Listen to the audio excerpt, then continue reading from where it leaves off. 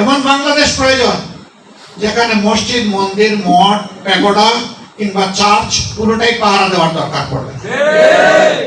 মিলেমিশে আমাদের সুন্দর বাগানে আমরা থাকবো।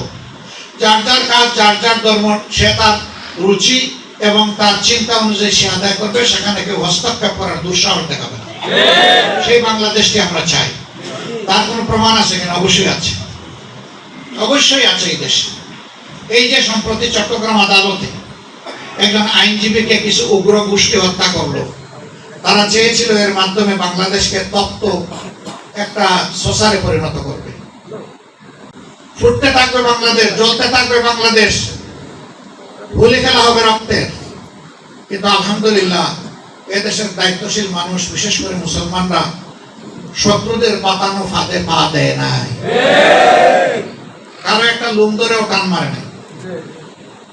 আমরা আমাদের সহকর্মীদেরকে বলেছিলাম, আমরা ধৈর্য ধরেছি অতীতে, ধৈর্য ধরবো এখন, ধৈর্য ধরবো আগামীতে ইনশাআল্লাহ। আমরা এই দেশের জন্য ত্যাগ স্বীকার করেছি, এখন করছি, ভবিষ্যতেও করবো ইনশাআল্লাহ। অতএব শান্ত থাকতে হবে, ধৈর্য ধরতে হবে। আলহামদুলিল্লাহ সবাই শান্ত থেকেছে, ধৈর্য ধরেছে।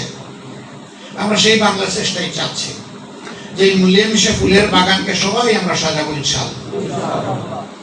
আমরা আর কেমন বাংলাদেশ চাই?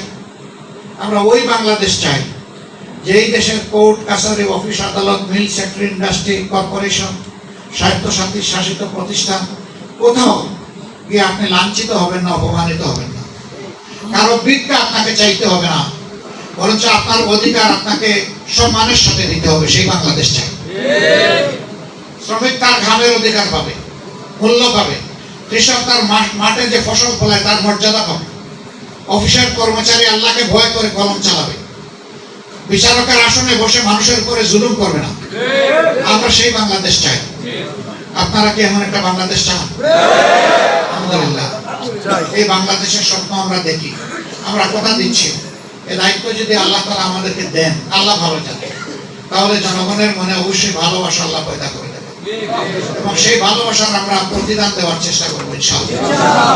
আমরা ভালোবাসাকে আমাদের জন্য আশীর্বাদ মনে করব, এই ভালোবাসার জন্য ঋণী থাকবো, এবং এই ভালোবাসার প্রতিদান হিসেবে আমরা জনগণের সেবা করার চেষ্টা করব। আমাদের সহকর্মীদেরকে ক্লিয়ার মেসেজ দেওয়া আছে, দায়িত্ব নেওয়ার আগে আপনার যে সম্পদ ছিল, দায়িত্ব পাওয়ার পরে তার সেই সম্পদ যেন এক আনা বৃদ্ধি না পায়। সংগঠন আপনার সম্পদের দিকে তীক্ষ্ণ দৃষ্টি রাখবে। রাষ্ট্রের পর্যবেক্ষণ সংস্থা লাগবে না। এর জন্য দেশের বুকে আমাদের 2.5 কোটি পর্যবেক্ষক যথেষ্ট। এই সহকর্মীরাই আপনাদের দিকে তীক্ষ্ণ দৃষ্টিতে খবর রাখবে। আমরা এমন একটি বাংলাদেশ চাই যেই দেশে লেখাপড়া করে যুবকেরা তারা বেকারত্বের অভিশাপে আত্মহত্যা করবে না, এমন একটা বাংলাদেশ দেবে। তাদের হাতে নিষ্কর্মা, নিষ্ফল কয়েকটা কাগজের টুকরা সার্টিফিকেট হিসেবে তুলে দেওয়া হবে না, বরঞ্চ তার শিক্ষার পাঠ চুকানোর সাথে সাথে তার হাতে কাজ তুলে দেওয়া হবে। শিক্ষাকে নৈতিকতা এবং বাস্তবতার ভিত্তিতে আমরা ঢেলে সাজাতে চাই।